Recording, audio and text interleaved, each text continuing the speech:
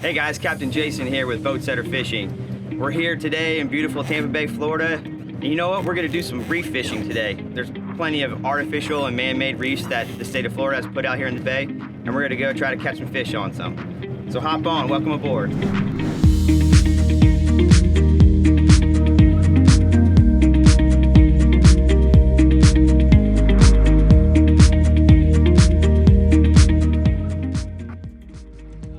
So the first thing I'm doing here is plugging in GPS coordinates for the reef we want to head to. And I got these coordinates from the Florida Fish and Wildlife website. Any state probably has some kind of resource where you can get man-made and offshore reefs to target for your trip. And I'll plug these coordinates right into my Simrad, and it'll tell me how far away they are and what direction to head in. So on the chart here, most boats nowadays will have a chart plotter like this, and it'll show you where you're at. The best way to reference it is if you zoom in, we're looking at these channel markers here that are marking the main shipping channel. And if I look up, I can see them right in front of me. There's a big red buoy here, and on the other side of the channel, there's a green one. And that's right here on this chart. So now that way I know where I am, and I can find the channel. If I look up and zoom out, I know there's another set of markers up here a little bit. We're gonna keep the boat in between them, and we know we're in safe water. So we made it out here to the reef. We put in our coordinates at the dock. We ran out here. We're in about 20 feet of water now. I'm seeing on the depth finder. We're coming up to the reef. I like to put down and kind of slowly make my way up to the reef, especially if there's other boaters out here, to be, courteous of them fishing. And now I'm gonna change over and look on the sonar to see where I can find the wreck and see some fish. And then that's probably where we're gonna anchor up and send some baits down. So this is what we're looking for. You can see that it's all flat here, and then we have these big bumps in red and these red dots here. These are fish. These are big fish here, and all this is the wreck that we're gonna try to fish. So this is a good spot here. We're gonna anchor up here and we're gonna check this out. So one important thing to know is how to anchor a boat. We're gonna go over that today. Jackson's gonna show you. What we have here is a basic anchor like you would find on any boat, and it's important to make sure that there's a chain on it. The chain helps the anchor lay flat on the bottom and add some weight to it. So we're in about 7 feet of water here, and the rule of thumb is to let out 7 times the amount of line for the depth of the water you're in. So we're gonna let about 50 feet of line out, and that's gonna give us the right amount of scope to catch the boat. So once you toss it in, we're gonna toss it away from the boat, and we're gonna let it fall, and then I'm just gonna ease line out until I get to about 50 feet. We're just gonna gauge it for now, and then tie it off. Yeah.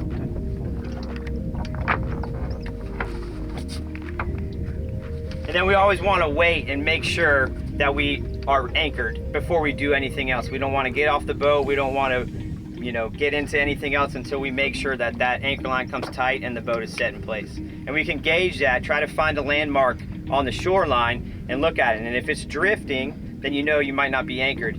But if it's stationary, you're probably good. You can also tell on your GPS if the boat is moving on the chart, then you're drifting. We want to make sure everything's set before we move on. All right, so we're anchored up. We've got some fish on the screen. We're looking good. This is the basic concept of what we're going to be using for bait. I have these are called greenbacks. This is bait that we used a while back for another trip, and I just threw it in the freezer and froze it. You can also go get these frozen at local tackle shop at Walmart. This is what we're going to use for bait. Snapper love it. Also, I have a chum block here, frozen chum block I got at the local tackle shop. We're going to hang this over the side, and this will slowly dissipate, and all the snapper and some other fish will come up and eat it, and we'll get a good mix behind the boat. Really simple. Just cut it up in chunks like this, put it on the hook, and send it down.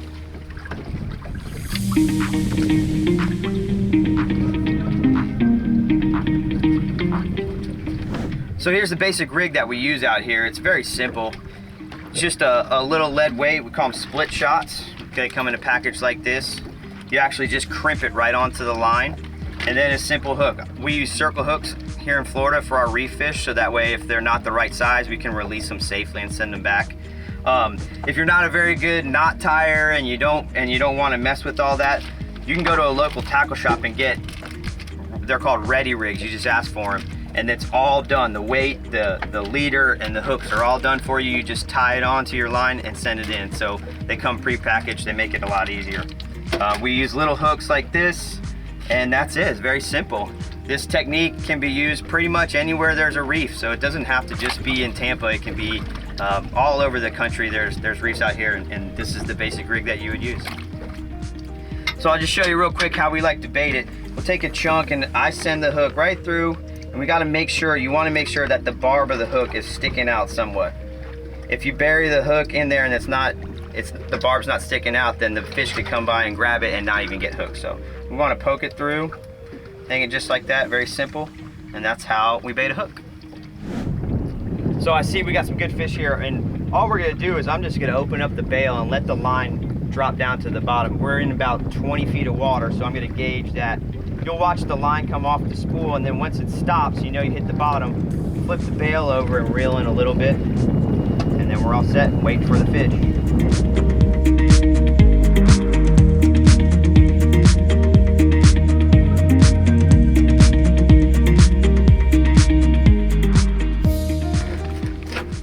So when we're cutting up bait, usually there's always going to be some scraps or pieces that are too small or too big to use. We're just going to throw those in and use them as chum, kind of give some freebies to the fish to get them going. Sometimes it works, sometimes it might spook the fish, but try it and see if it works out for you. Oh yeah, that's a good mackerel. Ooh, that's the audio we need to get. Yeah. Alright, that's good, yeah. That's good. Hey! That's good. Stop reeling. Hold it in. Hold it in to me so I grab it.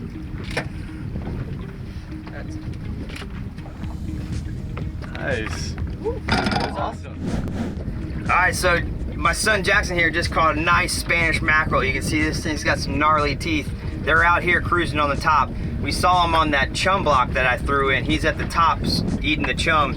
We were sending baits down to the bottom to catch snapper, and this guy showed up. So this is good eating. We're gonna put him in the box and we'll clean him when we get back to the dock. So we just switched up. We were talking about going down to the bottom with our baits and trying to catch snapper, but that chum block actually did a really good job of bringing these big mackerel in that we've been catching. So we switched it up and we actually just took the weight off of our line. Those split shots I was telling you about, they just crimp on the line. So all I did was grab some pliers, pull them off, and now we're just freelining these baits just on top, having them drift back behind the boat with the current, and these mackerel just can't get enough of them. So that's something that you can try when you're out there. If it's not happening for you, switch up a technique, do something different. So real quick, I'll show you what we're doing. We're just taking the same chunks that we were using for snapper, hooking them the same way. We don't have any weight on this line, and all I'm gonna do is just flip it out. The current is actually moving from right to left, so I'm just gonna flip it out here and let the bait drift back behind the boat where those mackerel are going crazy. All right, so let's talk a little bit about the different types of hooks that we're using out here. There are primarily two different types of hooks that we use for fishing out here. One is called a J hook, which is just your traditional hook. It just looks like a J. And then the other one, who's recently has been really prominent out here, is called a circle hook. And if you see it, it's almost a complete circle. And these are best for catch and release. In fact, when we're out here fishing and targeting specifically snapper and grouper and other reef fish, the state of Florida makes you use circle hooks for catch and release. These hooks are designed to set right in the corner of the fish's mouth, so that way they can easily be unhooked and released if they're not regulation size. A lot of times fish will swallow a J hook and then it's hard to get out, and we don't really want to go poking down inside of a fish's mouth and doing more damage. We recommend out here when we're targeting reef fish to use a circle hook. That way we can release them like we've done when we measure them and they're not quite long enough to keep. The circle hook is your best bet. So let's talk about hook setting. With these mackerel over here, they have really sharp teeth, and we don't want to rip that hook out as fast as we can when they bite it. Let's let them run. Like you saw a minute ago, I had that fish on, I let him swim off with it, and then when I felt the line come tight, then I just ease back on it and let the hook do its work, set it in the corner of its mouth, and then as the fish runs, it digs itself deeper, then we reel it in.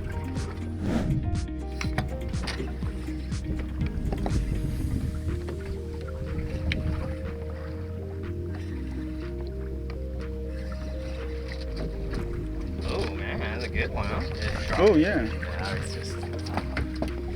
My son Jackson over here is killing it. He caught another mackerel. This one we're gonna measure. In Florida, Spanish mackerel need to be 12 inches to the fork of the tail. So it's not an overall measurement, it's to the fork of the tail here. So I'm gonna lay it down on our ruler, and where it lays, where the fork of the tail is where we measure it. So this one is about 15 inches. So it's a keeper. They only need to be 12 in Florida.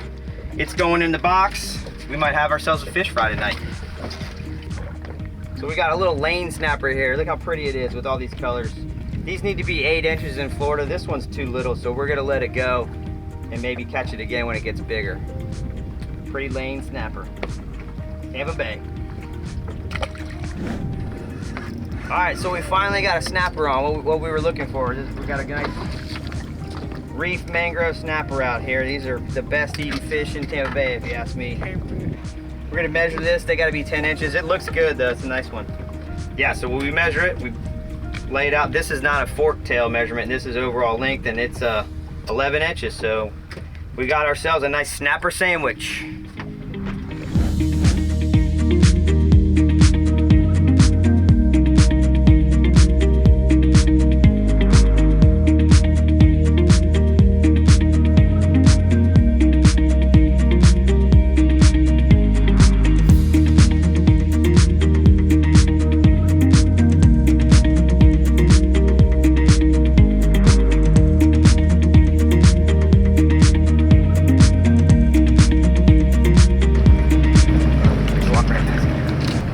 Guys, so we're back at the dock here. We had a great day on the water. We brought home 4 mackerel. We let a bunch go. We even have a nice mangrove snapper here, so it's gonna be a good dinner. Just gonna go over real quick how we clean them. The mackerel, I like to fillet them. I start here right behind this pectoral fin. I give it a slice and then cut down the belly, and then just right along the spine there on its back, just fillet it off. And then I like to keep the skin on. And when I'll put it on the grill or the smoker, I put it skin side down and let it kind of just steam in its skin like that. So these are real easy to clean. The skin and the scales aren't too bad. Just get a good sharp knife and just run it right down the spine. You have 2 nice fillets there, and then this goes back in the water. We don't want to feed these to the birds because the birds will try to swallow them whole and they'll end up choking. And we want to protect all of our wildlife here. So the best way to dispose of this is either to walk it out to the dock and drop it in, make sure that it gets all the way to the bottom, or just go ahead and throw it away when you get home. All right, so this is the fin here, the pectoral fin that we're gonna cut behind, and we want to aim right just in line with it, right behind its head.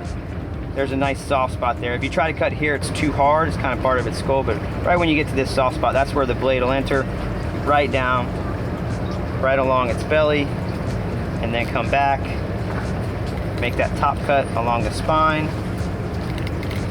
and just run it right down. Let the blade do all the work. You don't need to do a lot of sawing.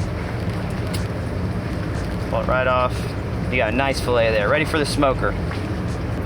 All right, so with this snapper, what I'm gonna do is essentially the same thing in the beginning. We're gonna find that fin again and come right down its spine. But I'm gonna leave, instead of going all the way to the end, I'm gonna leave the skin on right to the end there, and then I'm going to stop. Then I'm going to flip the skin over and I'm going to fillet it from there, leaving the skin attached to the fish, and now I have a nice skinless fillet ready for a sandwich bun.